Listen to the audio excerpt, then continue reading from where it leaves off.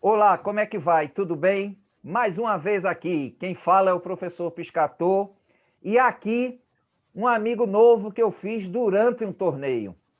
Uma pessoa de um olhar cauteloso, detalhista e extremamente sensível. Eu, num torneio brasileiro amador, jogando a categoria de 2.200, com 5 rodadas já acontecidas, apenas com 2 pontos, eu ligo para os meus alunos e querendo, olhe, eu não vou fazer mais força não vou abandonar o torneio para não prejudicar quem ganhou para mim, mas eu vou empurrar a peça. E os meninos, não sei o que tal, e de repente os meninos disseram, faça o seguinte, pelo menos apareça na mesa onde está sendo filmado. Aí eu digo, mas para quê? Se eu não estou eu não estou nos melhores, com mais pontuação, é só para a gente dizer, professor, que o senhor estava lá. Então eu entendi a importância disso e o árbitro, naquele momento, tinha vários árbitros nessa sala, que é o nível é alto, e nas outras também, e eu falo com ele, né, sem conhecer bem, falando bem baixinho, e ele deu um sorriso, né? Um sorriso de acolhimento aos meninos, porque eu contei a história toda, né? Disse que não ia abusar muito, e ele até foi gentil, disse, pode ficar o tempo que quiser, né? Então, depois a gente começou a conversar, a trocar umas ideias, e hoje estamos aqui no WhatsApp. E agora, dizer o nome dele, é Dilson ou é Ednilson, que eu confundo? Ednilson. Ednilson.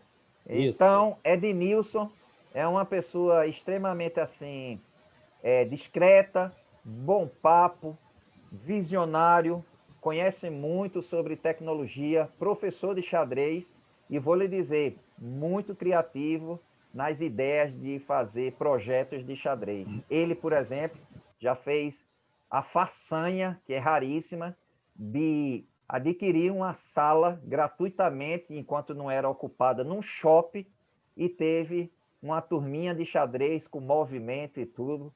E eu babava com aquilo, ficava dando pitaco para melhorar. E ele, como sempre, uma pessoa muito atenciosa. Então, eu quero que vocês escutem essa entrevista, porque ele tem uma jornada belíssima e a gente vai descobrir hoje, ok? Então, Edmilson, seja muito bem-vindo. Obrigado pela disponibilidade, pela confiança. Chegou correndo para chegar na hora.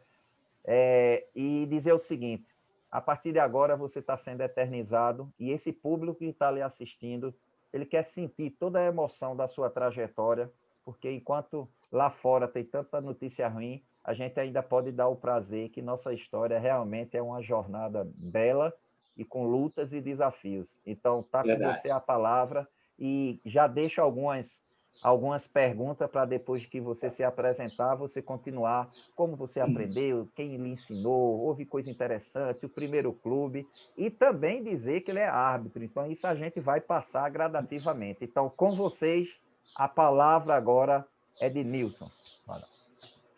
Meu amigo Piscator, tudo bom? Tudo jóia. Realmente foi um prazer ter te conhecido lá em São Paulo, naquele torneio. E desde então a gente manteve essa amizade, esse contato. E para mim está sendo uma honra ser entrevistado aí por você.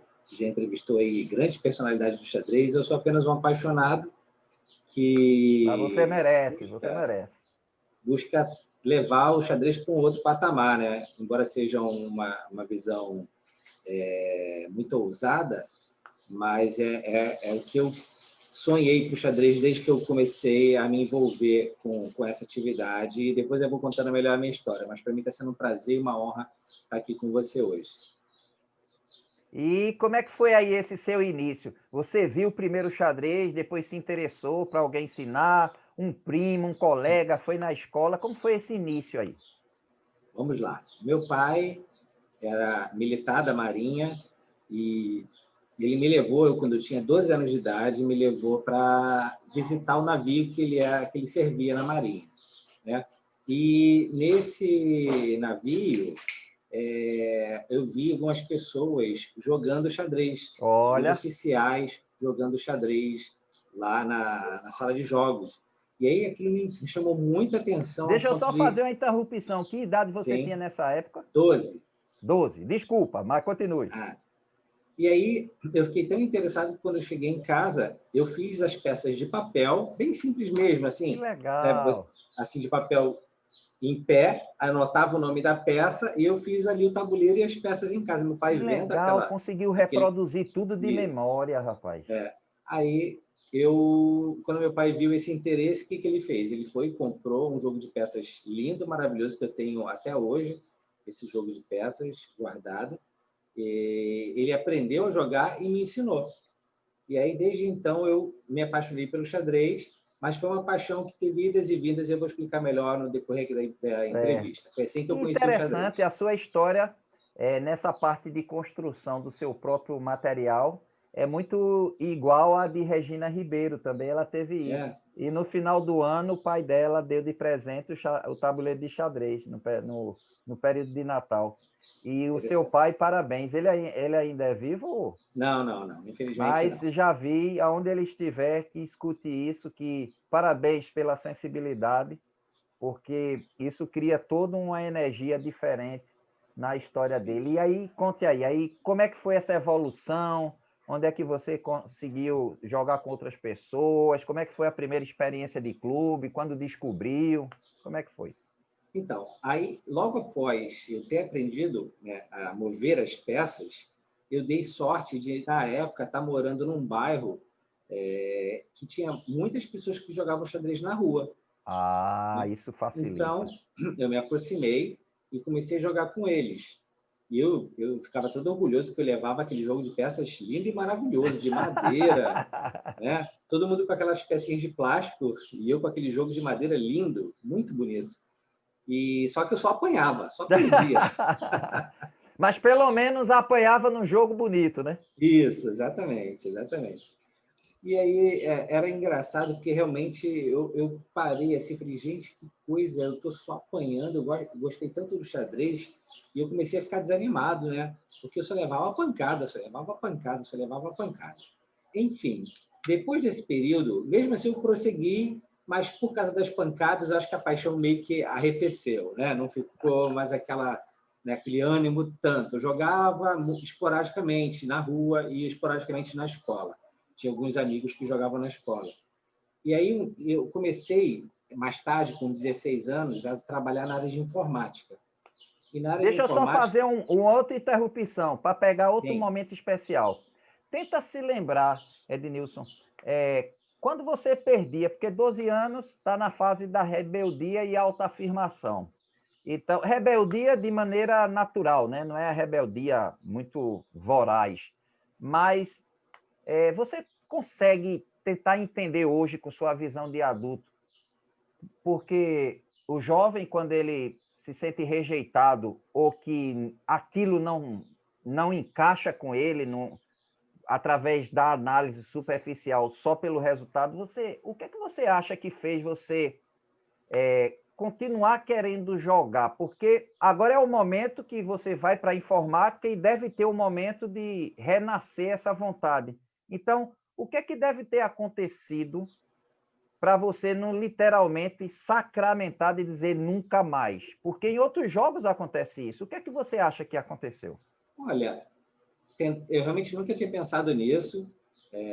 Obrigado aí pela provocação, mas eu imagino que seja pelo prazer mesmo, porque o xadrez, mesmo quando você apanha, né, é prazeroso você jogar, é prazeroso a adrenalina que o jogo te dá, né, de você sofrer um ataque, você tentar se defender, ou você ver uma oportunidade de tentar atacar, e você pensar se vale a pena sacrificar aquela peça ou não, e você tentar calcular as variantes e às vezes não conseguir, e mesmo assim arriscar. Isso faz um pouco parte do meu estilo de jogo, né? Então, eu acho que foi pelo prazer que eu não desisti por completo, imagino eu. Então, quer dizer, você sentia que realmente participava de uma aventura mental naquele tabuleiro, se chateava com a derrota, mas essa experiência de estar lutando, ela dizia, é legal, mas eu não quero ser tanto saco de pancada. E aí voltamos agora, quando aí você dá uma diminuída, e aí já vai para a informática, que aí já está desejando as profissões tal, e aí começa. Pois é, e aí, na época que eu comecei a entrar na informática, os livros da época a gente aprendia muito através de livros. Era uma coisa mais ou menos nova no mercado, né? Então a gente tinha que buscar livros para aprender. E um dia numa livraria, então eu frequentava muito livraria.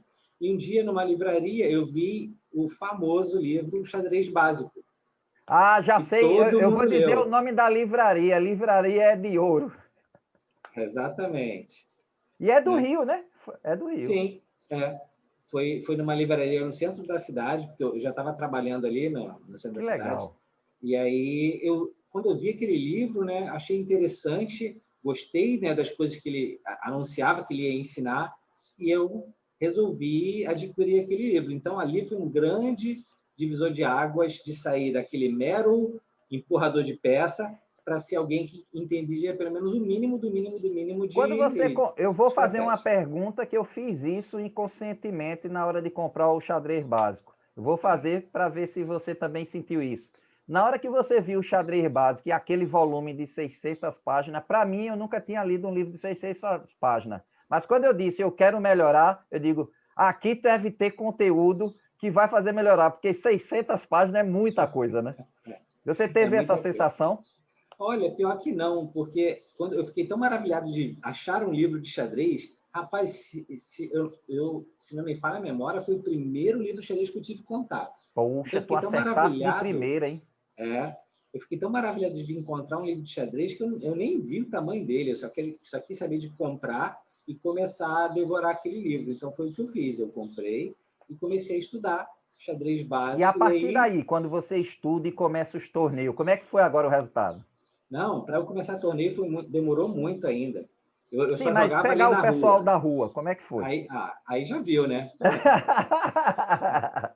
Eu, com os conhecimentos do xadrez básico, simplesmente, dificilmente o pessoal da rua me ganhava. Até hoje, de vez em quando, eu vou lá naquele bairro que eu morava, encontro com o pessoal, de vez em quando eu jogo uma partida e o pessoal me chama de mestre. Mesmo sem eu não ser, que eu não sou mestre, longe disso, mas se você for comparar uma pessoa que adquiriu um certo conhecimento com alguém que nunca estudou xadrez, aí é uma distância muito grande. Então, É realmente, impressionante como aquele livro potencializa, né? é verdade. É verdade. E eu É pergunto o incrível seguinte: mesmo. você já era um leitor voraz, ou esse livro lhe estimulou mesmo? Olha, não, eu já lia Já bastante. lia, Por né? que que eu já lia bastante? Porque eu morava muito longe do meu local de trabalho. Então, eu demorava 2 horas e meia num ônibus para chegar. Ah, Então, tá. tinha tempo de sobra para Para ler, ler. né? Foi É, a época da minha vida que eu mais li livros na minha vida, porque que eu legal. lia indo e voltando, né? Então, isso realmente eu já tinha um hábito de leitura. E aí, você encontrar um livro dentro de uma paixão sua, que era o xadrez, então É.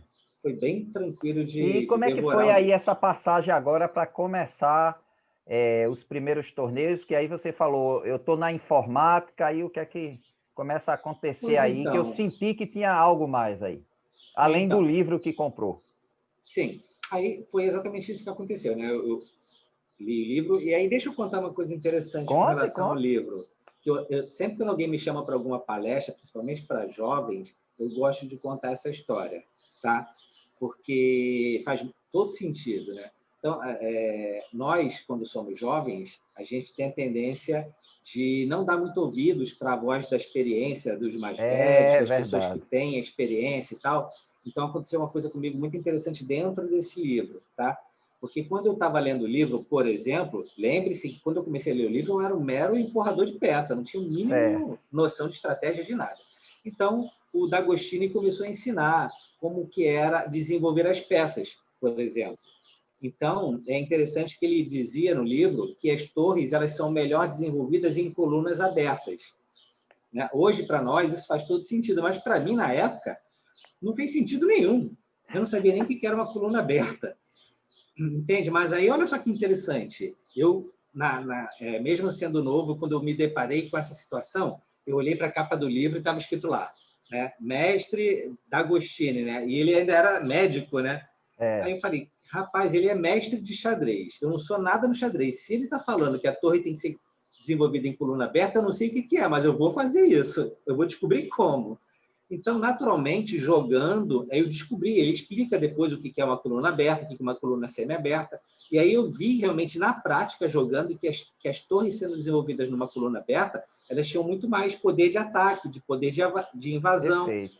Então, eu vi logo cedo que pessoas experientes que têm um conhecimento, que falam uma coisa que você aparentemente não consegue entender, isso não desqualifica ele, pelo contrário. Você tem que ter paciência de praticar aquilo, mesmo que você não entenda, que você vai ter aquele resultado que você Perfeito. espera. Boa análise. Que às vezes a pessoa diz, não vou fazer e não tem a experiência de perceber, né? Exatamente.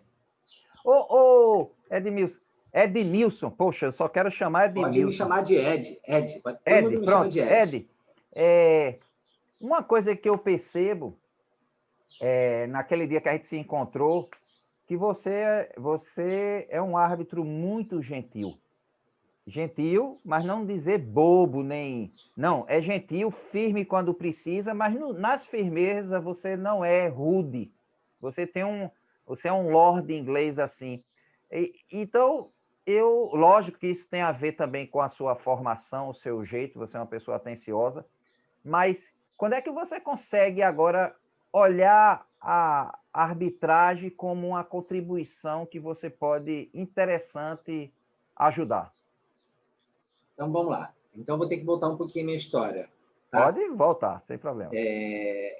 Depois dessa época que eu aprendi a melhorar o xadrez com o xadrez básico, por causa do envolvimento com o trabalho, com o estudo, eu acabei deixando o xadrez um pouco de lado. Certo. Então, aí o xadrez para mim ficou idas e vindas. De vez em quando eu aparecia, me empolgava, jogava com o pessoal, depois sumia durante anos.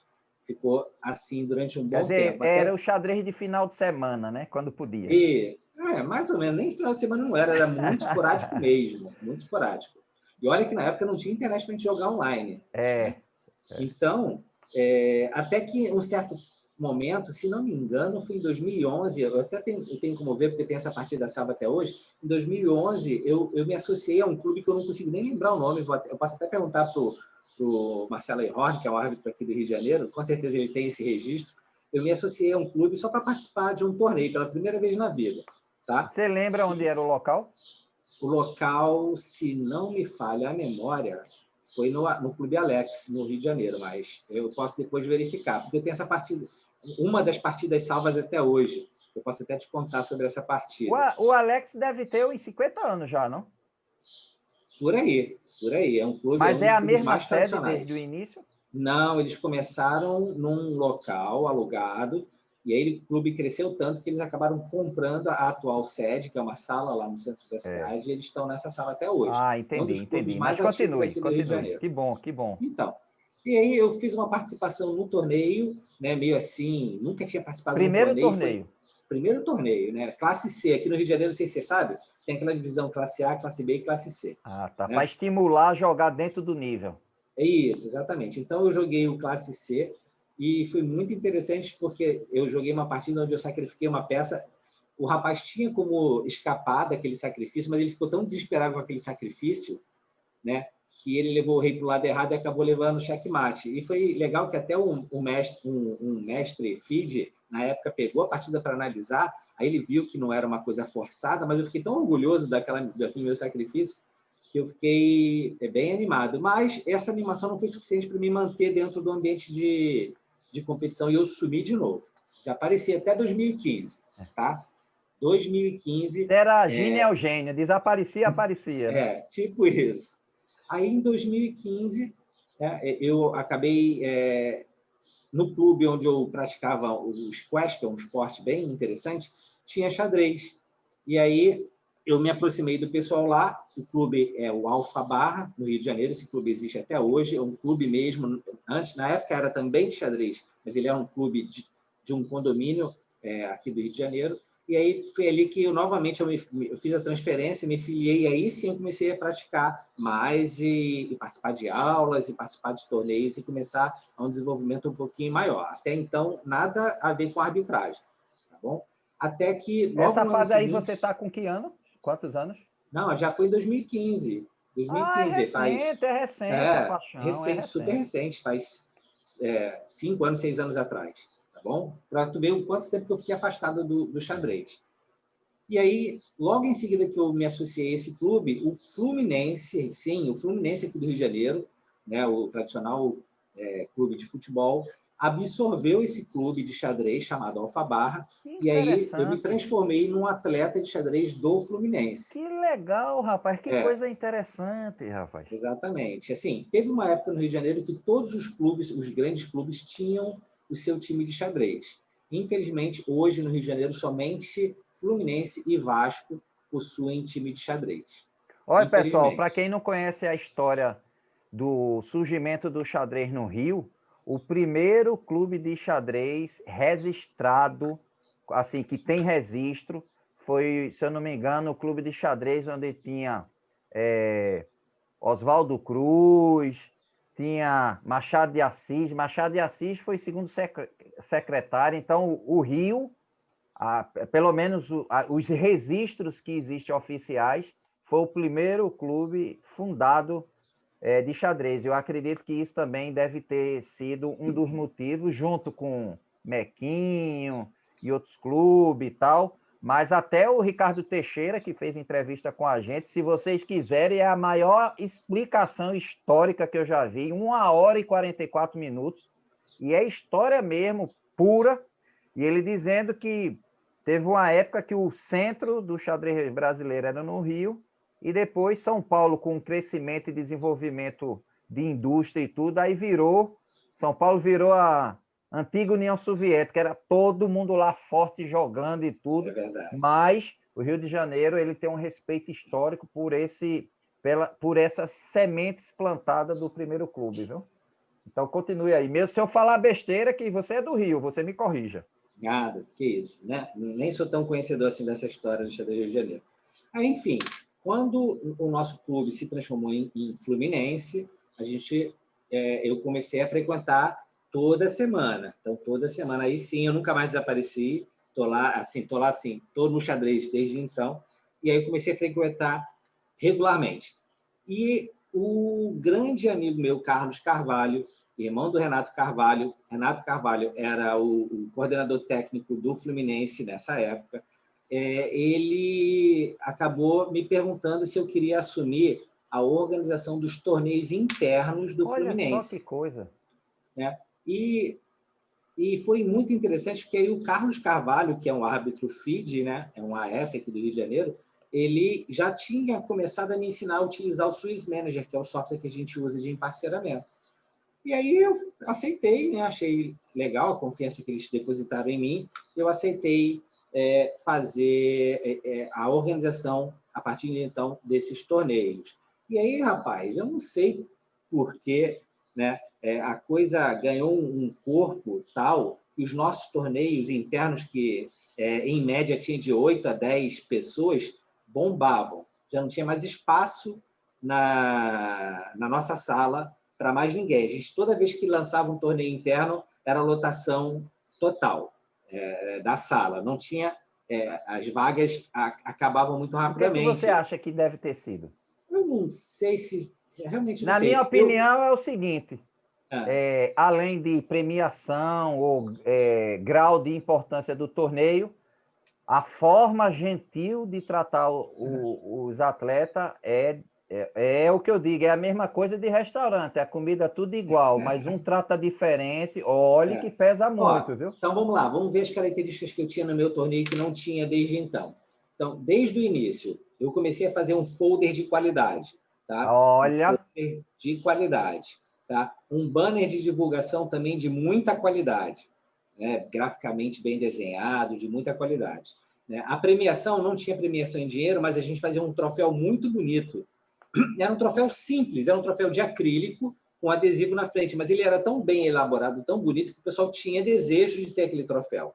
porque Né? a Era um troféu... imagem também fica bonito na prateleira, tudo, né? Sim, exatamente. E outra coisa que talvez seja uma coisa que possa ter atraído algumas pessoas, eu comecei a brincar com tabuleiros DGT.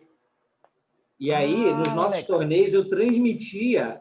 Rapaz, você não acredita, eu Que coisa transmitia... massa, rapaz. Ó, pessoal, para quem não entende, ele está dizendo o seguinte: ele tinha um tabuleiro de DGT que é com sensores.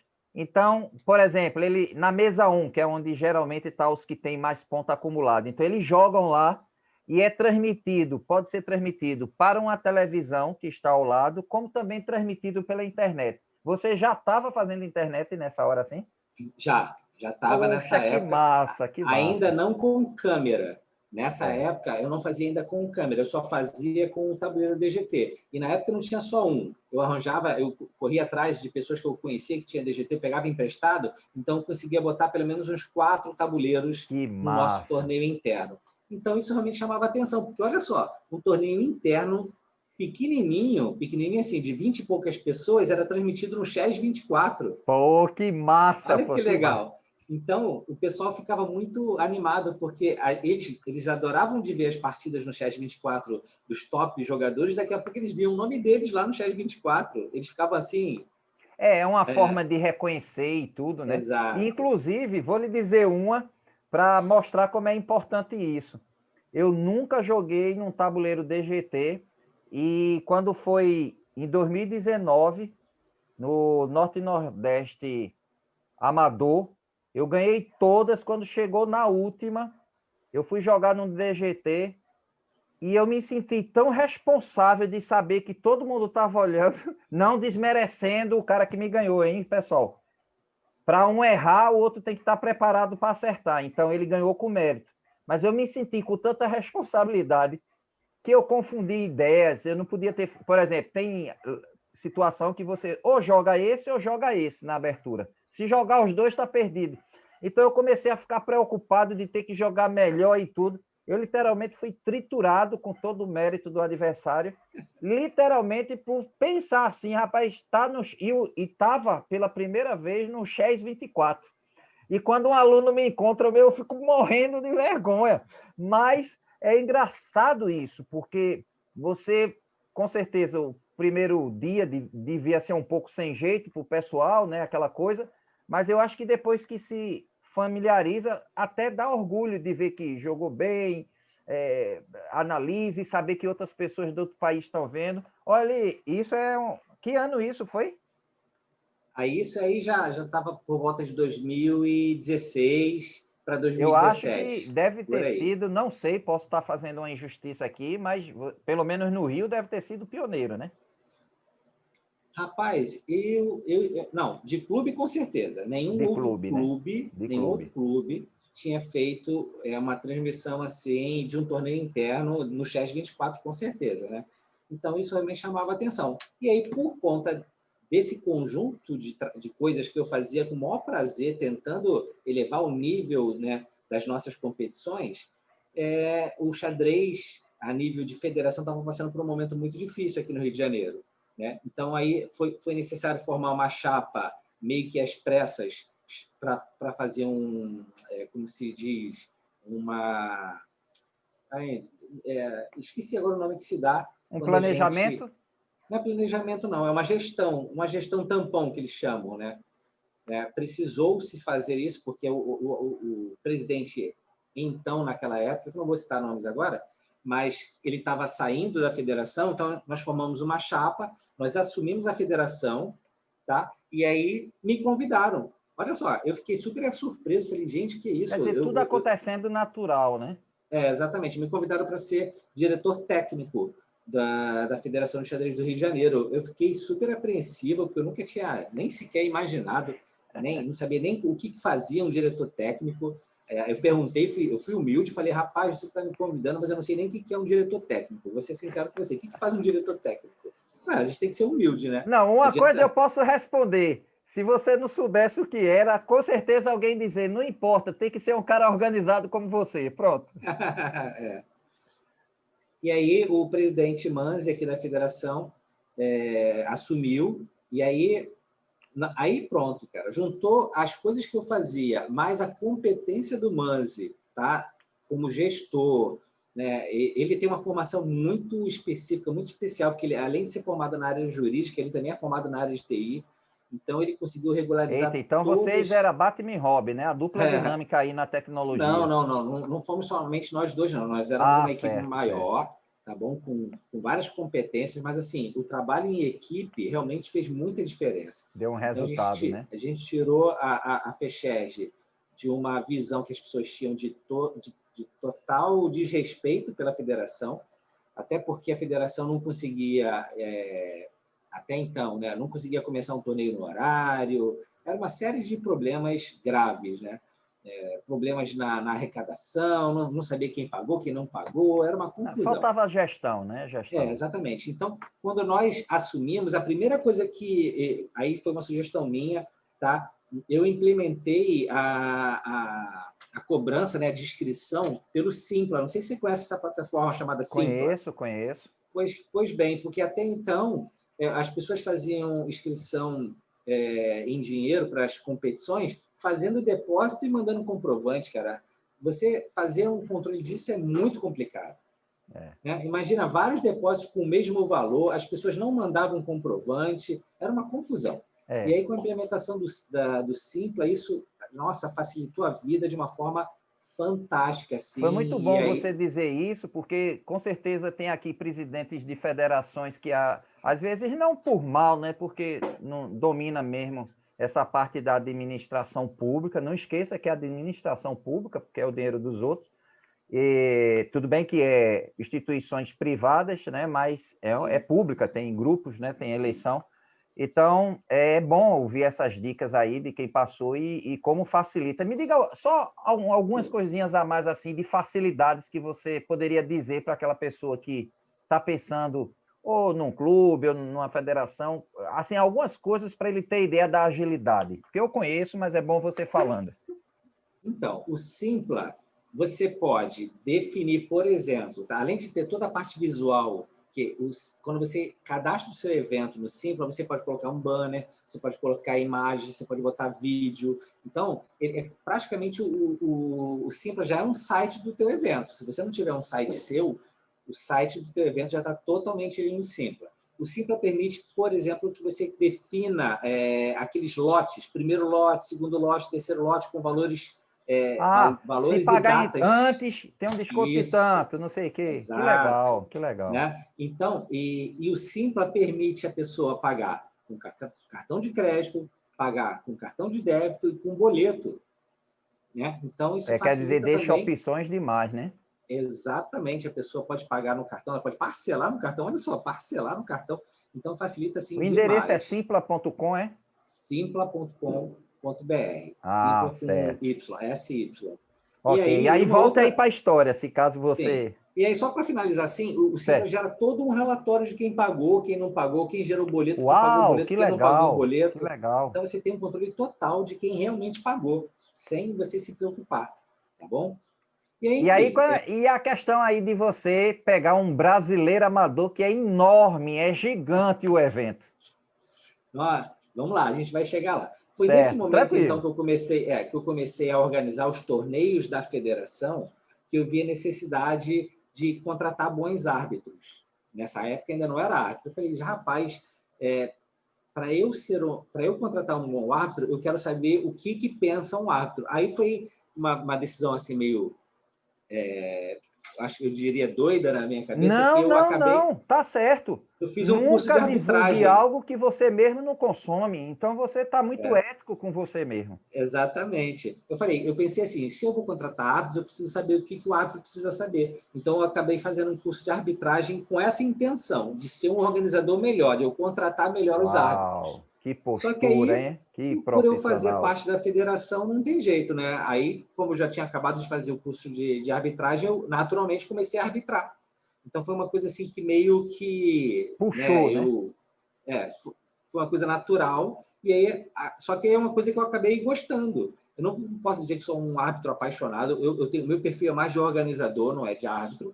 Mas eu tomei a decisão de me tornar um árbitro internacional. Então, eu estou na carreira, cumprindo os requisitos para um dia chegar a ser um árbitro internacional. Hoje eu sou árbitro nacional. Hoje eu sou árbitro nacional.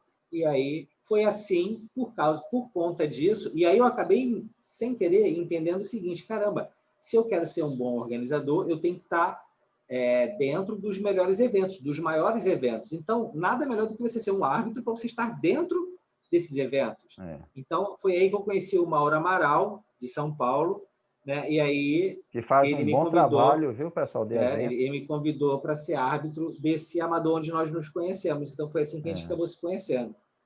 Não, é muito interessante, pessoal, ele como árbitro, porque assim, eu estava totalmente acanhado, mas eu tinha que contar a história todinha, e quando eu falo dos meus alunos, é com muito carinho. Então, eu assim, olho, e meio assim, esperando não sei o quê, e ele dá um sorriso assim, do tipo, fica à vontade. Aí eu digo, eu não vou demorar, não, pode ficar à vontade. Ele conseguiu perceber que eu sabia que tinha que ter muito cuidado, mas ele percebeu que deu segurança do tipo, não, fique à vontade lá. Eu fiquei um tempinho, depois saí, e isso marcou muito, foi o motivo da gente começar a se aproximar e tudo. E eu acho que você tem tudo aí para galgar essa parte aí de arbitragem e gestão também, você é muito bom nessa área. Mas vamos pegar agora uma parte para a gente rir um pouco agora, que eu vou chamar de pergunta maluca. Aí você diz, como é que é isso? É uma pergunta que não vai acontecer, mas só para a gente conhecer o seu sentimento. Não existe resposta certa nem errada. O que vai valorizar você é você dar um argumento forte para a gente ver que foi melhor essa decisão para você. Então, imaginem só, você ganhou um poder divino aí das estrelas, do universo, seja lá o que queiram chamar, e você, pelos seus benefícios com o xadrez e as contribuições, você ganhou vida eterna. Então vai morrer todo mundo, só fica você. Então, você já sabe que vai viver eternamente. E você só pode fazer 3 coisas, e dessas 3 você vai ter que escolher. Então vamos lá. A primeira opção para viver a eternidade, você não vai precisar mais se alimentar, tomar banho, ir no banheiro, tudo vai ser suprido e seu visual não vai ser modificado. Você literalmente não tem mais envelhecimento. Tudo que você tem hoje, mentalmente, fisicamente, vai permanecer intacto. Agora, você só pode fazer uma coisa. Tem 3 opções. A primeira, você pode jogar xadrez pro resto da vida, agora é só ping. Não pode analisar, não pode falar, mas só pode jogar. Agora vai ter um monte de gente. Você literalmente vai jogar pela eternidade. Em algum momento, para as pessoas, e você fica só com o tabuleiro. Outro momento é o seguinte, você não vai poder jogar de maneira nenhuma, vai ter o tabuleiro, você não pode analisar também, mas todos os livros do mundo, de vários idiomas do mundo, vão ser automaticamente, magicamente transformados tudo no seu idioma para facilitar, mesmo sabendo que você pode ler outros idiomas. E você vai ter acesso a tudo, mas não vai jogar com ninguém. Então, você vai ter muito material, vai passar a eternidade lendo. Terceira opção, veja que as situações tudo prazerosas. Agora tem prós e contras. E não tem resposta certa. O que você vai ter que dizer para a gente é convencer que a sua decisão é a melhor para você viver emocionalmente bem, porque senão você desestrutura. Então, a terceira é ainda mais interessante. Você não pode jogar, você não vai ter tabuleiro de xadrez, você não vai ter livro para ler, mas você vai ter a oportunidade de cada vez que morrer um campeão do mundo, você poder conversar com eles em forma de espírito. Então, vão estar todos que já morreram, eles não vão tomar iniciativa, eles apenas vão responder e conversar com você à medida que você for dar espaço. Mas você não toca num tabuleiro, no máximo pode fazer de cabeça, e nem eles vão ter tabuleiro. E você tem que decidir como vai viver eternamente. Logicamente, pessoal, isso é uma utopia, uma criação, mas é para ele ficar um pouco enrascado e poder analisar pelo sentimento mais leal, que é ele se sentir bem. Não existe resposta certa ou errada. Alguns eu já fiz essas perguntas, outros não. Alguns disseram livro, porque gosta de ler. Outros disseram jogar, porque senão não fazia sentido. Mas não existe resposta certa. Outros disseram que queria conversar. E agora você vê aí o que é melhor e tente dizer assim, dentro da sua essência, o que faria você continuar eternamente livre, e não precisa achar que alguém pode discordar ou nada, porque a gente quer a sua análise reforçada com o seu bem-estar. Rapaz, eu não preciso nem pensar muito, não. Dentro dessas três opções, Certo. tá? Dentro dessas suas Agora três tem que opções, explicar bem, viu? Não só pode dizer tá? porque eu gostei, não. Por que vai se sentir tão bem, né? Não, com certeza a primeira opção, porque eu sou apaixonado em jogar, né? Então, embora eu seja uma pessoa que goste de ler, infelizmente eu não busquei tanto conhecimento para me tornar um mestre de xadrez, né? Certo, certo. Então, talvez, muito provavelmente na eternidade, até teria tempo de sobra para suprir isso que eu não tive em vida, né?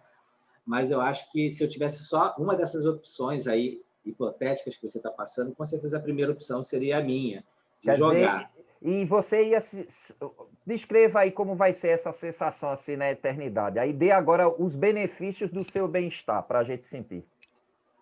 Então, aí, aproveitando essa tua provocação, eu acredito de coração mesmo que a gente vai jogar xadrez na eternidade. Olha, Até porque no meu modo de ver, e é uma coisa que eu sempre falo quando eu dou aula de xadrez, né, quando eu dou uma palestra que envolve xadrez, eu sempre falo que, na minha opinião pessoal, o xadrez é um presente de Deus para a humanidade. que É a minha legal, que opinião. legal. Por que isso? Por causa das características infinitas que o xadrez tem e que nós, jogadores, sabemos, né? A quantidade de posições possíveis, a quantidade de partidas possíveis, enfim, tem uma série de características que mostram, né, a face artística e científica do xadrez é maravilhosa, que quando a gente se mergulha, a gente não quer mais sair. Então, como eu acredito, né? Como eu acredito em Deus, eu acredito que todos nós somos seres eternos, né? E eu sei que nós, hoje, nesse corpo que nós estamos hoje, nós só conseguimos usar no máximo 10% da nossa capacidade cerebral. Olha só o que pensa a minha mente. Nós vamos jogar na xadrez na eternidade usando 100% da nossa capacidade cognitiva. Olha só que Uau, nunca parei para interessante. pensar sobre isso. Bem interessante essa visão. Então, assim, naturalmente nós vamos ser jogadores mais fortes, com É, certeza, na eternidade. muito legal, parabéns, bem argumentado aí, viu? Parabéns, Então, parabéns. por isso que eu escolhi essa primeira opção dentro das suas três, mas eu É. acredito de coração mesmo que nós Não, vamos muito jogar xadrez boa, na muito eternidade, boa. por eu acreditar que o xadrez é um presente de Deus para a Muito boa. humanidade. Agora vamos entrar agora no lado mais emocional, porque esse o público gosta mais ainda. Gosta da história, gostou dessa, muito bem argumentado, parabéns. Nunca parei para pensar nisso. É uma nova concepção aí que você acrescentou, porque todo mundo está gostando dessa parte. Agora vem a parte mais emocional. Então, a primeira e a última, né, que é qual o momento mais importante para você no xadrez, mesmo que seja aparentemente uma coisa simples, mas tente descrever a situação, o momento, para a gente viajar no tempo e se colocar, porque quando um sentimento é nobre e um sentimento é de bem-estar muito grande, e a gente quer focar no xadrez, quanto mais você descrever, tentar adjetivar, falar como é que foi isso, mais a gente sente um pouco, e o público que nem conhece xadrez fica impressionado também com isso, né? Porque Você isso está é falando sensibilidade de da cada minha história pessoa. ou da história do xadrez como um todo? Há uma história sua com xadrez, tem que ser sua Minha. para você poder descrever com mais precisão. Pode ser um grande mestre, um árbitro internacional que elogiou, uma situação tensa como o árbitro que você reverteu, enfim, uma coisa que você diz assim, olha, se eu fosse dar uma aula, eu dizia isso, porque assim, eu senti isso, tal, alguma coisa que a gente pudesse refletir sobre isso aí, que foi real, né? Não, eu acho que Eu sei uma que tem coisa... várias coisas especiais, né? Mas talvez tenha Ah, um que você diz, olha, esse marcou. não, acho que o que me marcou assim de uma forma bem interessante, recente, foi quando eu fiz um evento com o Mequinho aqui no Rio de Janeiro, onde Uau! ele veio dar uma aula junto com simultânea, né? E aí eu abri as inscrições, e aí teve um rapaz que eu conheci num shopping, né? Num dos shoppings que eu fiz evento, que é uma pessoa que é completamente amador, não participa de torneio nem nada, mas é um apaixonado por xadrez.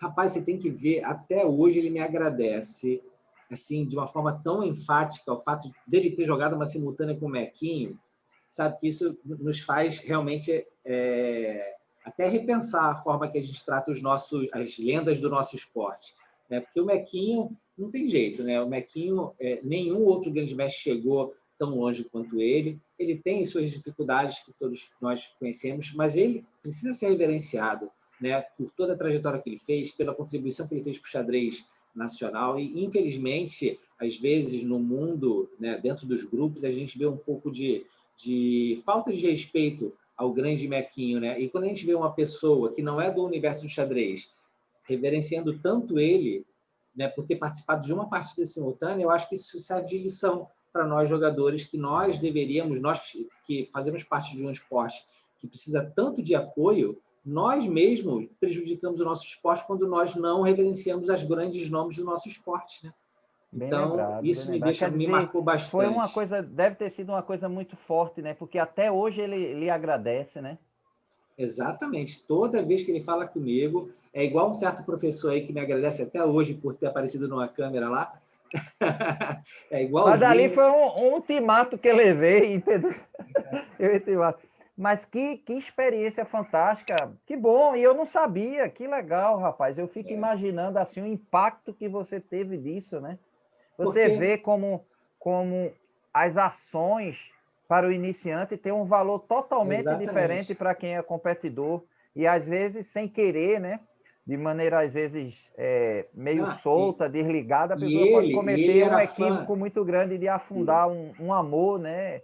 Um carinho, um exatamente. respeito de um fã, de uma admiração pelo jogo, né? Muito interessante essa. Eu não tinha Exatamente. escutado ainda uma coisa desse tipo assim. Sim, porque ele era fã do Mequinho naquela época, do auge do Mequinho, e ele achava que o Mequinho Ah, já tinha até morrido. Né? Então ele ficava assim, pensando na cabeça dele, poxa, como eu gostaria de jogar com o Mequinho. Quando ele viu o anúncio de um evento com o Mequinho, ele me ligou imediatamente, falando, pelo amor de Deus, tem vaga ainda? Pô, cara, é o meu sonho jogar com o Mequinho, que achei que ele já coisa, tinha muito morrido. bonita essa história, Ele muito ficou bonita. bastante comovido, assim, tinha que ver a cara dele, assim, ele tem mais ou O menos a nossa semblante, idade, né, mas você via o semblante renascimento, né? de felicidade dele de estar Oh, ali de coisa boa, frente coisa boa. de uma grande personalidade do nosso Rapaz, esporte. você nos brindou aí com um momento bem reflexivo aí, tem vários debates profundos aí sobre esse tipo de coisa, o encantamento pelo um sonho antigo que se realiza É, já quase na vida adulta ou idosa, não sei quem, se era homem ou mulher, mas deve ter sido muito importante para ele. E aí você foi. pensa como foi importante você fazer um evento desse, que aparentemente, para quem é mais competidor, quer jogar com ele no hate, né? Aquela coisa de ganhar e tal, Isso. mas muito bonito. Agora vem a parte do checkmate emocional, né? Eu Ah, criei esses títulos para o público saber que a gente está terminando, né? E dizer o seguinte, que primeiro agradecer a você, antes de chegar ao checkmate emocional, pelo carinho, pelo respeito, pela suavidade de transmitir coisas assim tão sutis e que nos faz refletir. Você consegue, com muita categoria, fazer uma crítica sem ser agressiva, sem ser de deboche, mas uma crítica de reflexão com serenidade sobre o pensar, né, antes de agir. Então, vem agora, isso aí é para você ganhar tempo e ir pensando aí na mensagem, e a ideia do checkmate emocional é, de repente, você fazer uma fala que você literalmente encerra e fica eternizado nesse banco de dados que a gente está montando aqui, e que você possa, com essa mensagem, deixar aí uma reflexão para todos que estão conhecendo o xadrez através da entrevista, estão já aprendendo ou já são competidores. Alguma coisa que você dissesse assim, eu quero deixar isso aqui para ser único, ser a minha característica, e para quem estiver lhe assistindo daqui a 80, 100, 200 anos, dizer que frase, hein? Combina com ele. Então, fique à vontade agora. Checkmate emocional com você. rapaz, eu não sei se eu vou conseguir produzir uma frase, né? Mas, sem dúvida nenhuma, uma mensagem que eu quero deixar para toda a sua audiência e todas as pessoas novas que estão vindo para o xadrez graças ao movimento muito grande, né, que nós estamos tendo aí, através daquela série, do mito da rainha e tal, a mensagem que eu gostaria de dizer é o seguinte: busque tirar proveito dos benefícios que o xadrez pode trazer para toda a família, tá? Desde o jovem até o idoso, tem uma série de benefícios que o xadrez traz para cada faixa etária. Então, essa é a mensagem que eu gostaria de deixar, que você usufrua desses benefícios a vida inteira. O xadrez ele tem esse poder de proporcionar para você, durante toda a sua vida, uma série de benefícios. Não importa se você tem uma idade muito tenra ou se você já está numa idade bem avançada, você com certeza vai se beneficiar ao praticar o xadrez. Que legal, que legal. Rapaz, eu estou agora mais orgulhoso de ser seu amigo. Você realmente é um filósofo que tem melodia, é agradável ouvir. Parabéns, parabéns, Ednilson. Parabéns pela pessoa que é, parabéns pela abertura aí do coração, contar um pouco a sua trajetória. Eu não vejo a hora de voltar aí às normalidades, que a gente ainda não está, nem está abrindo aos poucos, tal, mas com certeza eu não vou conseguir jogar com máscara, que eu fico agoniado, mas eu fico muito feliz aí de ter muita gente boa. Pode dizer, pode falar.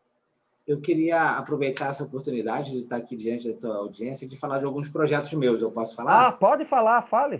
Inclusive, se você quiser, tem outros projetos, pode falar e você me permite eu botar na descrição do vídeo, na parte ali que eu escrevo, eu botar seu e-mail para quem quiser entrar em contato, lhe contratar para aula ou para alguma coisa, evento, você aqui. Tá bom. Então, assim, primeiramente, vamos esclarecer uma coisa. Eu sou professor de xadrez voluntário, tá? Então, eu dou aula de xadrez na minha igreja como voluntário, eu dou aula de xadrez numa instituição do Estado aqui como voluntário. Eu não sou um professor, eu não chego nem perto a um piscator da vida. Eita, tá? lá vem. Só sou um voluntário, tá? Então, não é assim realmente o que eu faço de maior contribuição no xadrez. Eu acho que a minha maior contribuição no xadrez hoje é realmente na criação de eventos. Então, um evento que eu gostaria de citar, que a gente vai estar desenvolvendo, né, vai ser o Rio Chess Open, que é um grande evento. Esse que vai torneio acontecer, é grandioso, rapaz. Que, infelizmente, por conta dessas incertezas pandêmicas que nós estamos vivendo, nós tivemos que transferir para abril de 2022. Mas isso nos dá mais tempo para fazer a melhor organização possível, tá bom? Então, assim, Piscator, já sabe, já seleciona na tua agenda abril de 2022. Me diga uma coisa, esse local, você já tem certeza que tem muita opção de hotel, essas coisas? Não, o Rio de Janeiro tem muitas opções de hotel. É perto, só que é perto do evento? Sim, a primeira opção de hotel que a gente está estudando, o evento vai ser no próprio hotel. Ah, certo. No próprio, tá? E o hotel que nós estamos vendo é um hotel dentro do aeroporto. Então, assim, Uau, se a pessoa... A gente quer quer atingir todos os públicos, né? Isso até ajuda quem sai na última rodada, que tá, né? Sim.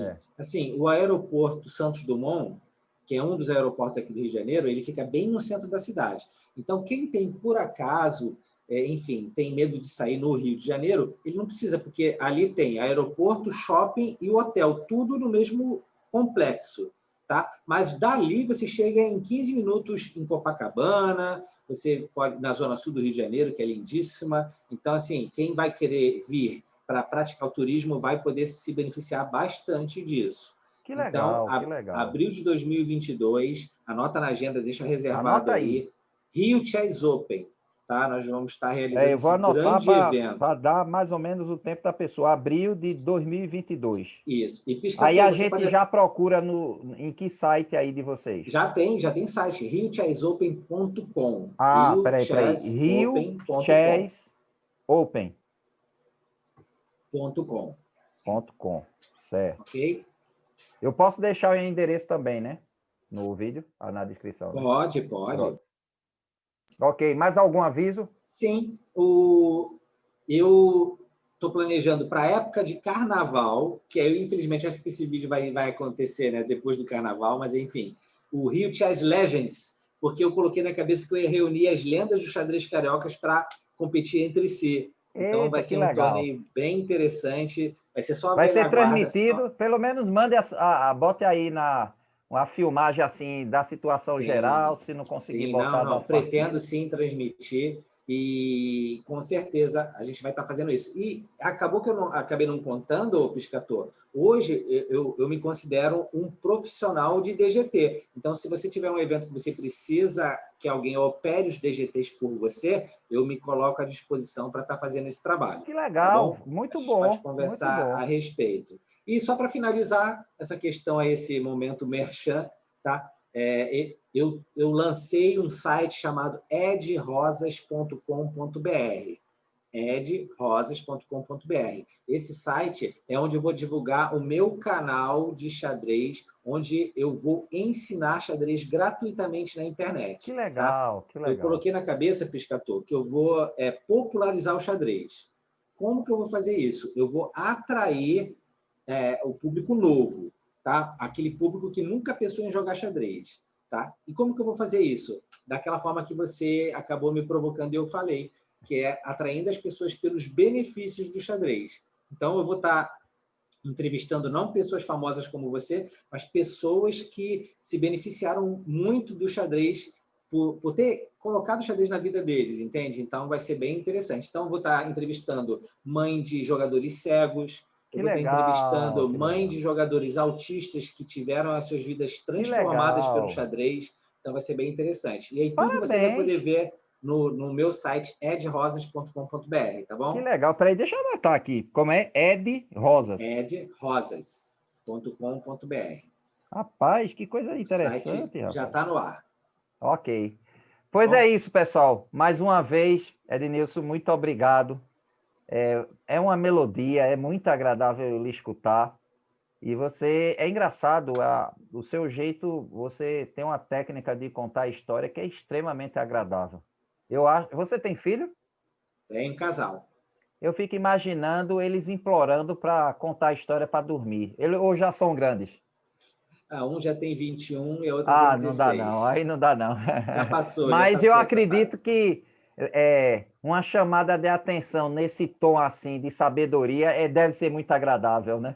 Porque você tem uma gentileza muito grande até para chamar atenção. Isso eu percebo, é muito claro isso.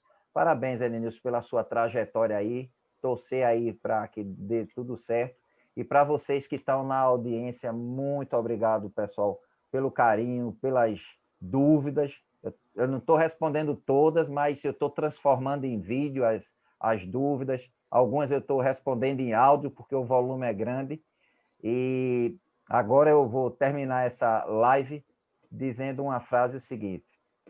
É uma adaptação, né? A lá Piscator. Cabeça vazia, espaço para loucura. Cabeça cheia de ideias, sinal para criatividade e geração de emprego. Parabéns, pessoal. Tchau, tchau. Tchau, Ednilson. Valeu, Piscator. Muito Continue obrigado pelo assistindo. Um forte convite. abraço. Tchau, tchau, Um pessoal. abração.